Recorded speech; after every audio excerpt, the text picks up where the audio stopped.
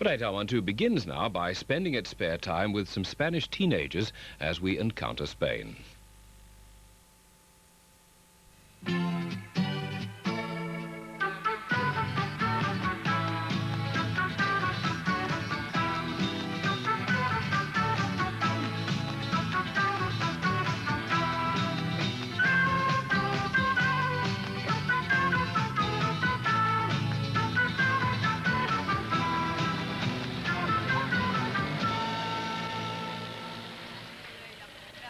It's Sunday morning in Valladolid, and Merche is off to the disco with her boyfriend Juan Carlos.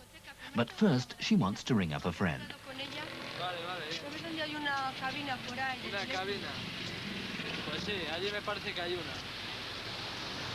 From a phone box like this, you can dial direct to anywhere in Spain, or even telephone abroad.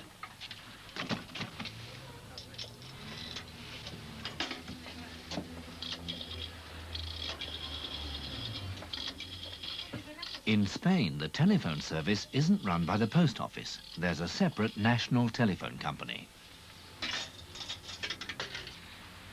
Hola, Adelina. Soy Merche. Discúlpame. Es que no he podido ir contigo porque voy a la discoteca con Juan Carlos, ¿vale?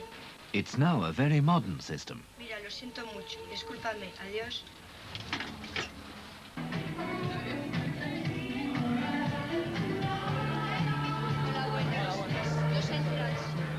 The discotheque is a favorite meeting place for teenagers because it costs less on Sunday morning than at night. It's called Campus, and it's decorated with Greek and Roman figures.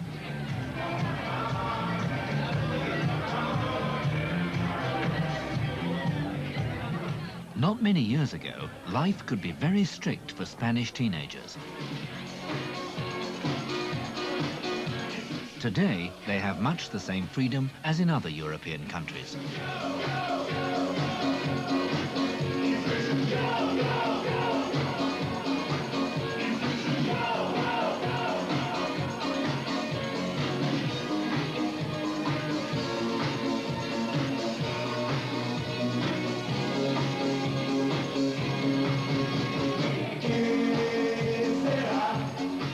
Some older people don't approve of this new freedom, but most teenagers are all for modernismo, the new modern lifestyle.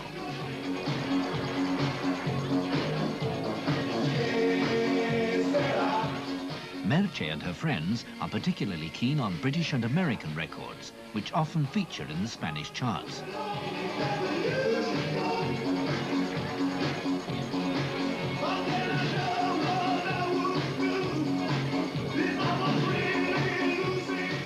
While Merche is at the discotheque, there's a different kind of entertainment at the Fronton Santa Cruz, a pelota match between Valladolid and Zaragoza.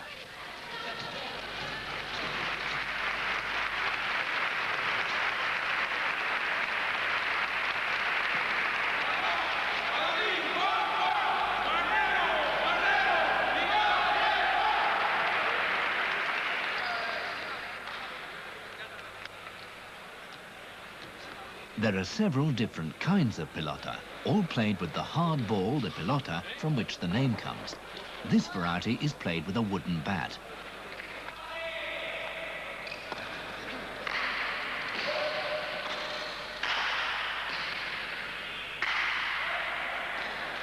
It's a dangerous sport. The ball weighs 800 grams, and a good player can propel it at about 200 kilometers an hour.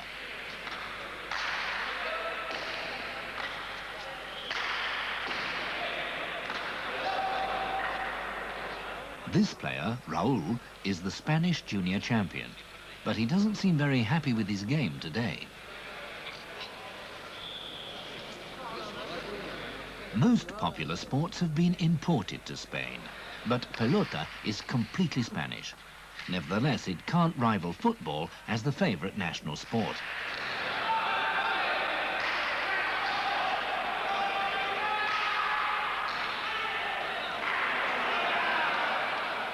José Miguel Ortega is a sports reporter.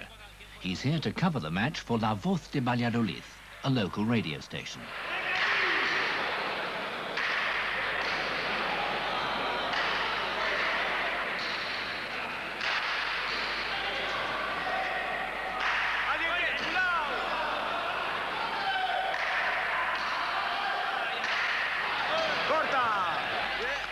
After the match, José Miguel will be interviewing Raúl, the champion. Unfortunately, though Valladolid won the match, Raúl lost his own game. Estamos en la línea de partida. Se inicia el tiempo de récord. Buenas tardes, señoras y señores oyentes. Un cordial saludo al iniciar la cita deportiva de los domingos. Y hoy, como cada domingo, los protagonistas de la jornada nos llevan al mundo de la pelota, de la españolísima pelota, porque esta mañana se ha disputado en el frontón Santa Cruz el encuentro de Liga Nacional entre Valladolid y Zaragoza. Resultado: Valladolid 2, Zaragoza 1. Con nosotros está uno de los protagonistas, esta vez... José Miguel used to be a sportsman himself, and he's an authority on pelota. ¿Por qué Raúl no ha jugado bien? Por lo menos tan bien como otras veces. Quizás sea al principio por quizá un poco de nerviosismo y que la pareja de aragonesa ha jugado bastante bien, ha acertado en todos sus golpes. La Voz de Valladolid belongs to Radio Cadena Española, one of 3 national radio networks. It's paid for partly by commercials, and it broadcasts 3 daily sports reports, including an hour-long magazine. The station serves a population of about 400,000 people. Supongo que querrás tomarte la revancha inmediatamente, ¿no? Sí, eso espero. ¿Cuándo y dónde puedes tomarte esta revancha?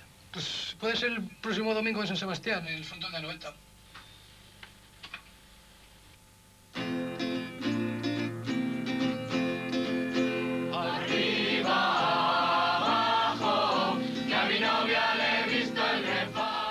Youth activities in Spain take many forms. This is an informal group started by some Valladolid teenagers.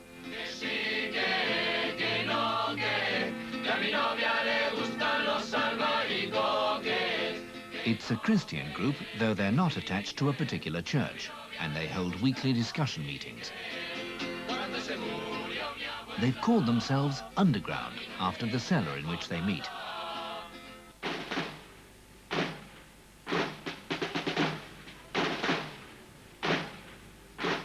A quite different kind of youth organization is the OJE, O-J-E, Organización Juvenil Española, Spanish youth organization.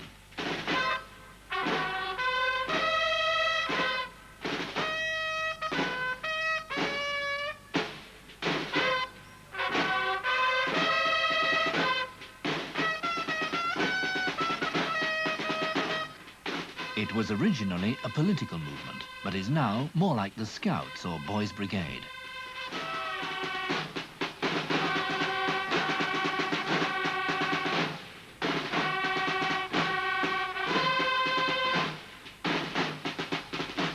This is the OJE Band in Plasencia.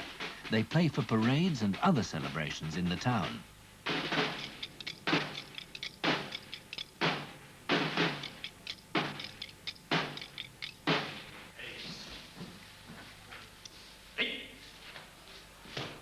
The OJE meets here in Plasencia's social centre.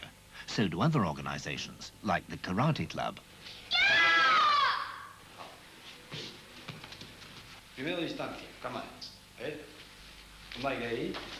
The centre is run by the Ministry of Culture, and it organises classes in music and art, as well as in sports and other spare time interests. Segundo, ante ataque de puño, distancia corta. Primero cámara lenta. The ministry has also introduced mobile centres to take these facilities to remote villages in the countryside. Whatever their individual interests, once a year, the people of Plasencia all come together on the Sunday after Easter. They take picnic meals up into the hills above the town. Many of them camp out here, and there's singing and traditional dancing through the night. ¡Viva la cantalera! ¡Viva la Virgen del Puerto! The slogans they're shouting are to celebrate the feast of the Virgen del Puerto, the Virgin of the Pass, the patron saint of Plasencia, whose feast day is today. ¿Cuál? Sí que yo lo dejo. La Catalina, ¡borracho!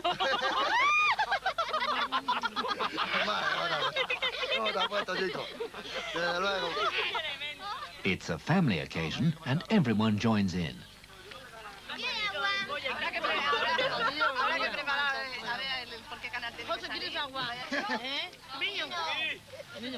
The bota, the wineskin, is passed round the whole family.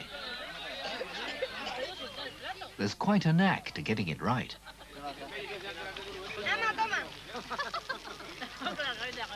It's a cold day, so the churreria is doing a good trade. Churros are a kind of thin, crispy donut, cooked in oil and coated with sugar.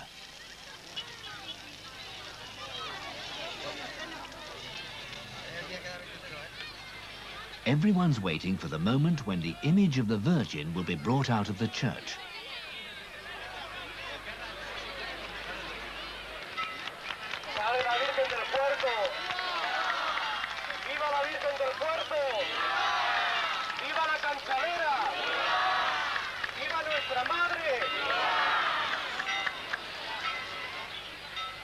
Once a year, the statue's carried out of its sanctuary by the town councillors. It's given the mayor's staff of office to hold, showing that the Virgin is ruler of the town for the day.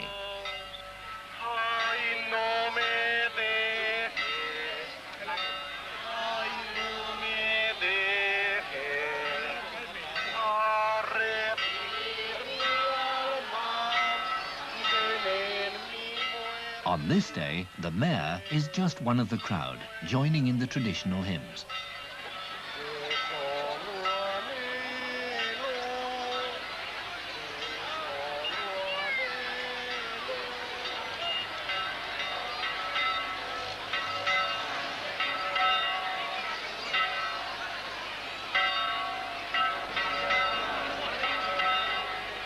All the Placentinos, the people of Plasencia, turn out to greet their patron saint.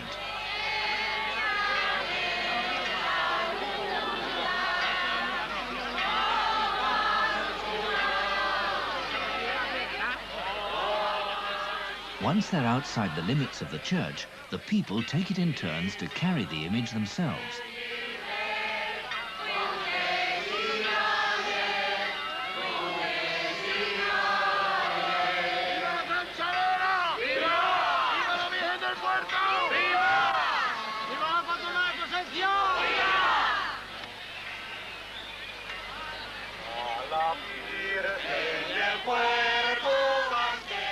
Taking the image down to the town is supposed once to have saved Plasencia from a great drought. Today, it's carried down the hill as far as a stone cross, so that the Virgin can look out over her city. Then it's returned to the church.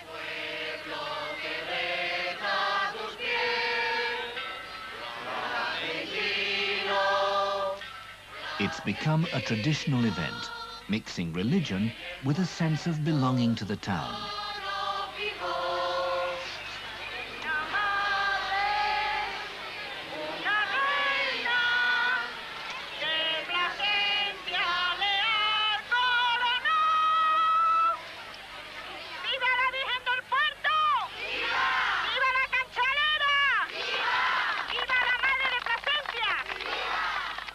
But before the image goes back into its sanctuary, there's a curious ceremony. An auction is held for the privilege of returning the sculpture to its place in the church. 50,000 pesetas. 50,000 pesetas para introducir la imagen en su santuario.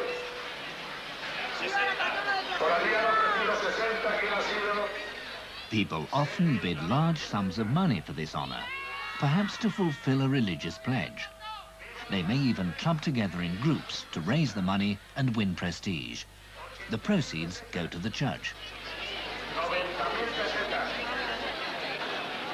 No hay quien ofrezca más. 90,000 pesetas a la una. A las dos.